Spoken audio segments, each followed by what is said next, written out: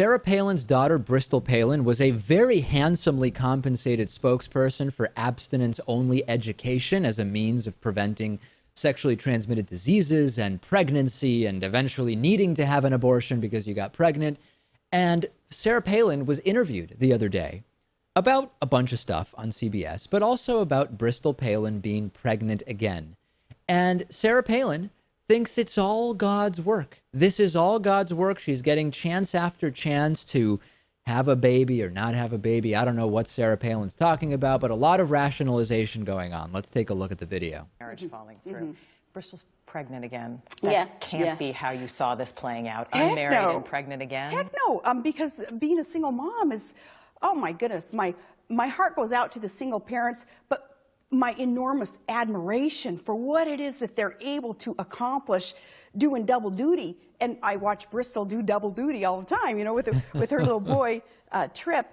You know, I can't wait for about 45 more days, and I'm going to have a little baby granddaughter, and I'm happy about it. You're looking at it like a blessing. Absolutely, yeah. Of course there are those who say, come on, this goes against everything you stand for. Well, the cool thing about putting your faith in God is he certainly is a God of second chances and third and fourth and fifth chances. Yes. I screw up all the time.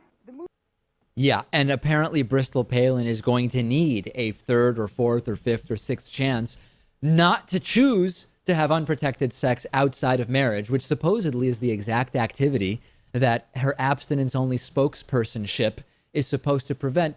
Bristol Palin is proof that what she preaches, that what Sarah Palin preaches, what Bristol Palin is very well paid or was very well paid for doing, does not work. Her daughter was a spokesperson for abstinence-only sex education, and she is pregnant outside of marriage again. And I'm not being critical of the outside of marriage part. I don't think there's any problem if two people want to have a baby outside of marriage. That's not me passing judgment. It's me reminding you of the double standard that Sarah Palin and her ilk pass judgment on that. Yeah, and this is part of the reason why I don't think Sarah Palin should ever run for office again. You know what? I'm not. I mean, like you said, we're not passing judgment. I mean, this is something people do. I'm only passing judgment on the hypocrisy. The daughter's just as bad because she went around preaching all of this stuff too. That's exactly right. She's a preacher just like Sarah Palin, and they're both a couple of hypocrites. Yeah, they're two peas in a pod. And I am only passing judgment on the utter moral bankruptcy, hypocrisy, and double standards inherent in these so-called pro-family right-wing teachings and the opt-out, the exemptions that exist.